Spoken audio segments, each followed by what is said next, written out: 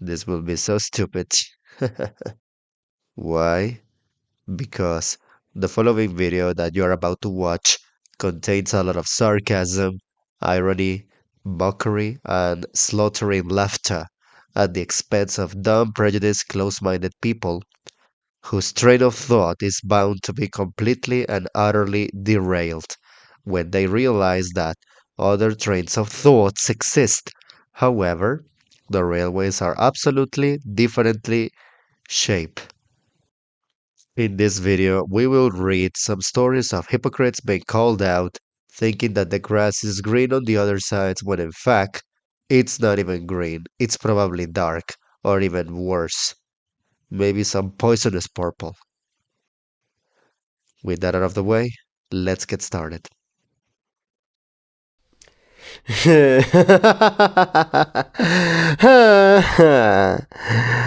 uh, do you know anyone who actually left their country to get away from what they saw as wokeness? And if so, how did that turn out? Do tell us your stories.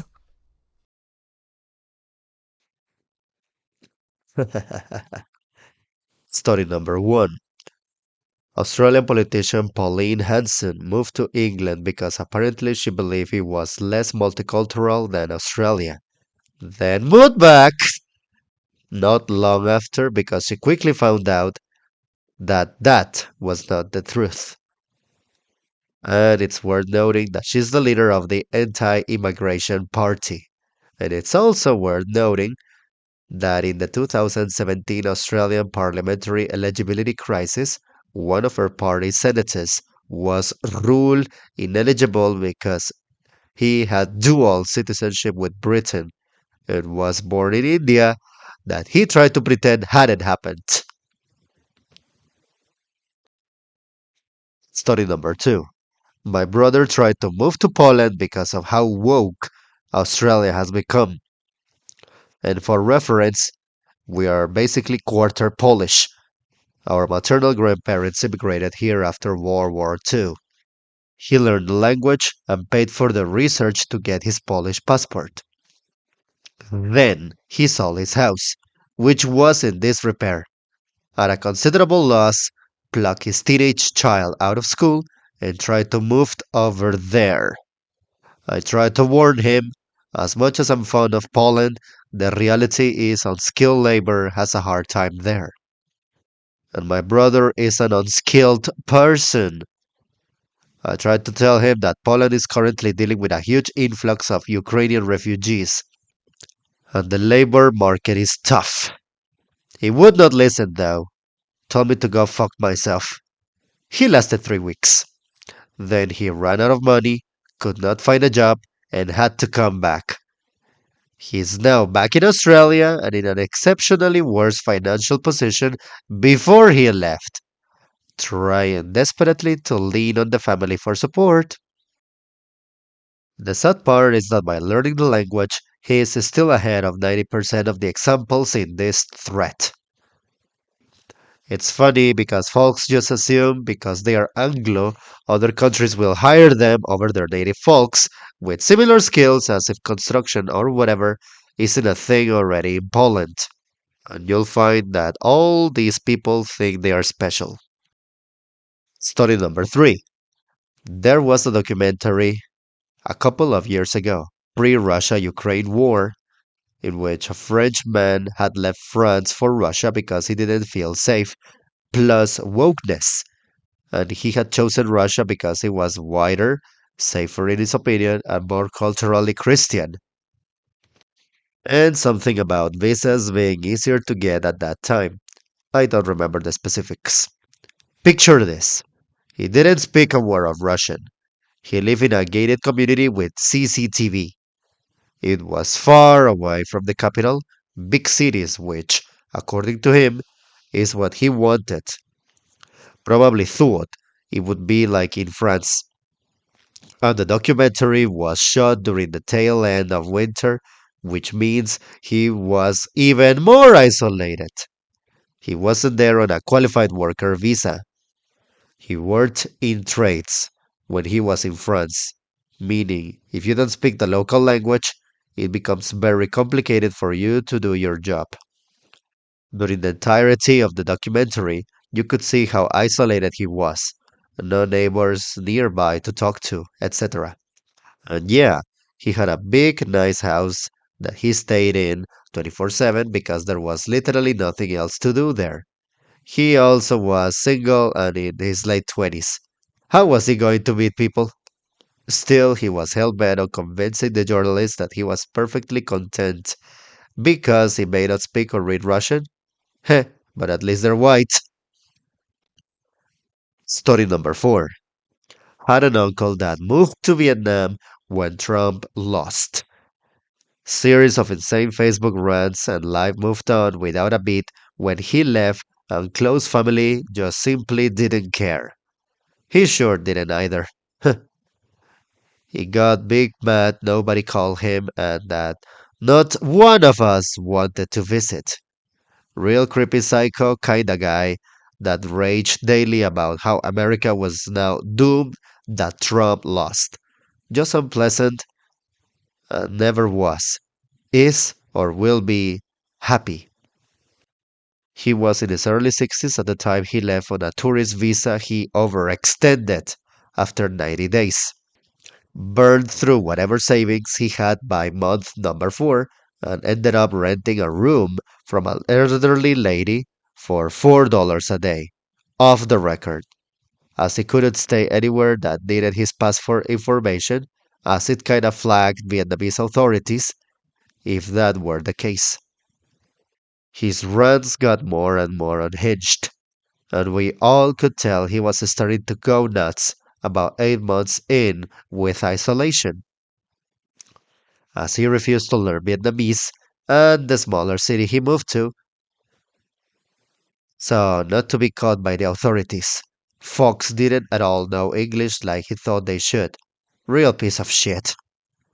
Ended up arrested about a year into his stay in an online sting operation attempting to solicit sex from underage boys, and spent 3.5 years in Vietnamese prison for solicitation of underage sex and possession of child porn. None of us knew for a few days as his posts and messages just stopped. We thought he died or committed suicide. His mom found out after 2 weeks of silence that he was jailed.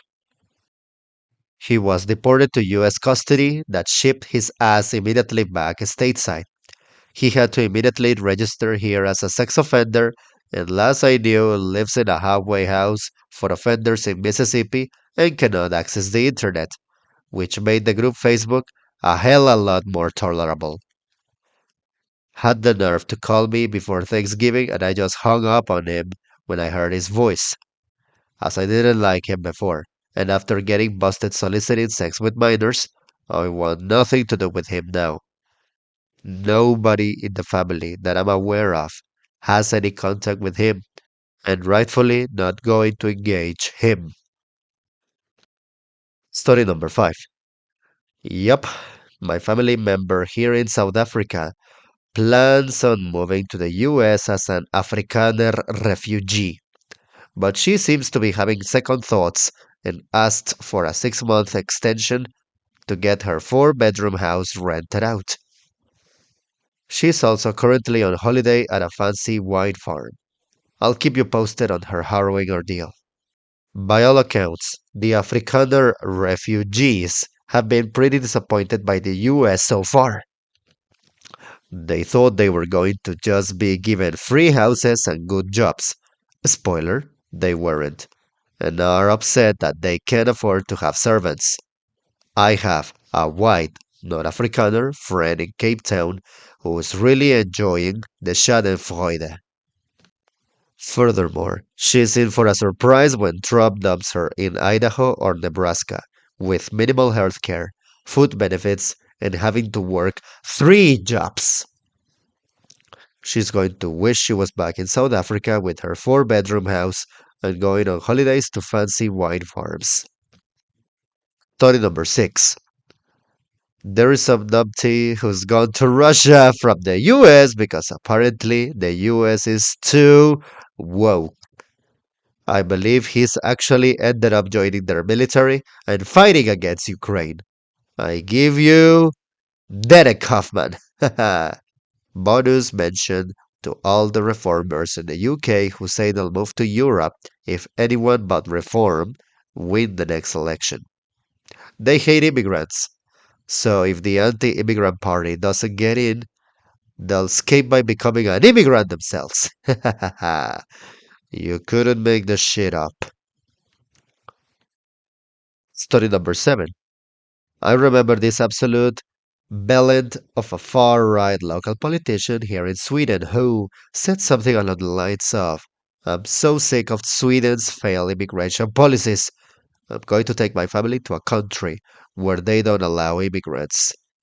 I like to point out a flaw in your reasoning, good sir. Edit. He actually came back to Sweden and he's involved in politics again after moving to Hungary in 2018. Oh God, I had a colleague like this. She moved to Spain around 2015. And then, of course, we got Brexit in 2016. And she's all over Facebook ranting about immigrants and how we should get out of the EU from her apartment in Spain. It was unreal. I had to block her in the end. Story number 8. Yes, they're living in the Dordogne and insisting on only watching English TV, talking to other expats, eating imported British food, not learning French, and complaining about all the immigrants in Britain and how they don't assimilate. Ha! By the way, I'm French, and Dordogne is where I live. You have no idea how many British are just like this. We are a tourist region, so listening to someone with a not very good French is current, and it's okay. French is a hard language to learn, even for natives. But the number of English speaking not making any effort, we start seeing a bunch of Americans too, is so disrespectful. Story number 9. A very distant relative of mine moved from Germany to Hungary because he felt like Germany was too woke, too liberal, too vegan, too regulated. The dude never worked a regular job, always doing this or that illegal side hustle while spawning kids with every woman stupid enough to fall for it. Last I heard, he's still doing illegal shit. Also, I'm sure the outstanding arrest warrant in Germany had nothing to do with him leaving. XD. Story number 10.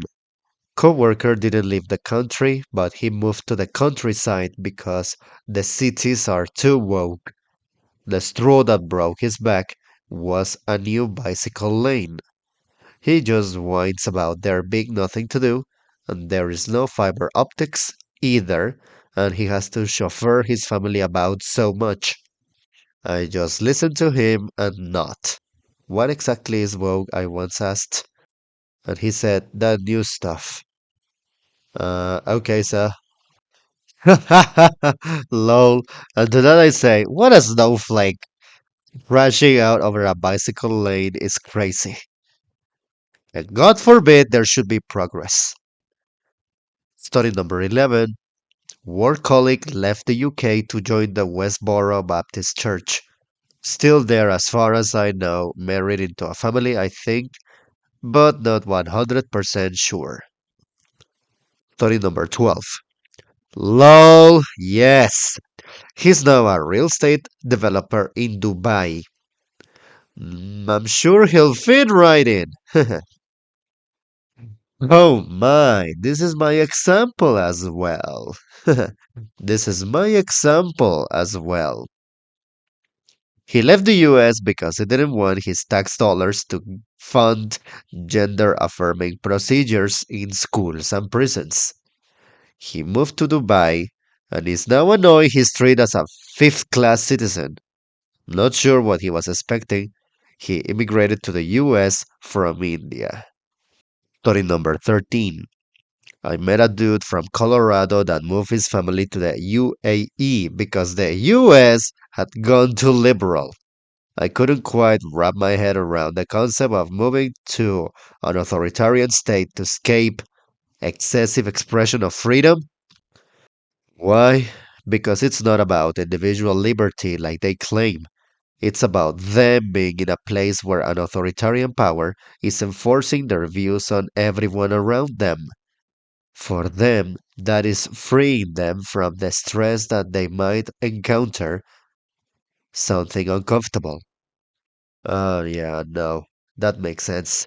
You don't want people to have freedom, so you move somewhere they don't, forgetting that you are being tolerated at best. Study number 14. I'm an international teacher. I had a coworker who left Texas because, among other reasons, she thought they were going to force her to respect trans people. She lasted 2 years and moved back to Texas. Story number 15. Brazilian influencer Monarch moved to the US to escape the communist judiciary dictatorship. He seems very depressed from his blogs, very disappointed in the American dream, and found out everything is designed to take your money. Oh, oh, and he also routinely comes back to use our free healthcare because he can't afford medical treatment in the US. Story number 16. I live in Japan. Started on a student visa a few years ago at a language school in Nagano. There was an American also at the school, maybe 15 years older than me, ex-military, receiving a ton of medical pension for apparent chronic pain that no one ever saw him express anything about. Apparent chronic pain that no one ever saw him express anything about. The whatever. I don't know what or if he actually went through anything or what he was actually feeling. At the karaoke night, people were getting to know each other, and he told me he came here because he wanted to find a wife who actually acted like a woman and listened to her husband. He makes it known he's a pretty big Trump supporter. I started avoiding him pretty hard. We both left the school eventually. I passed the N2 level of the JLPT, second highest level of the government's Japanese language proficiency test, and I am hired by a company and I acquire a work visa. He never takes the test. I am impressed by how little Japanese he has managed to learn in his years here while railing against immigrants in the US on Facebook. He needs a visa, and since he has money, he opts for a business management visa and opens a bar in town. He gains a reputation as a solicitor of sex from younger women in our smallish community. He's found to have accounts of several sugar daddy websites and apps. I hate that this man is one of the prominent fellow Americans in town. Cut to this year. Japan has its own take on immigrant reform. Things get stricter. One of the changes? If you want that management visa, you now need to have passed at least the N2 level of the JLPT. He's fucked. He closes the shop and he's heading back home. His nice furniture and appliances are all on fire sale. I picked up his 60,000 yen washing machine yesterday for 10,000 along with the nice leather bar stools and a sofa. As we were loading up my truck, he was grumbling about how unfair the changes were.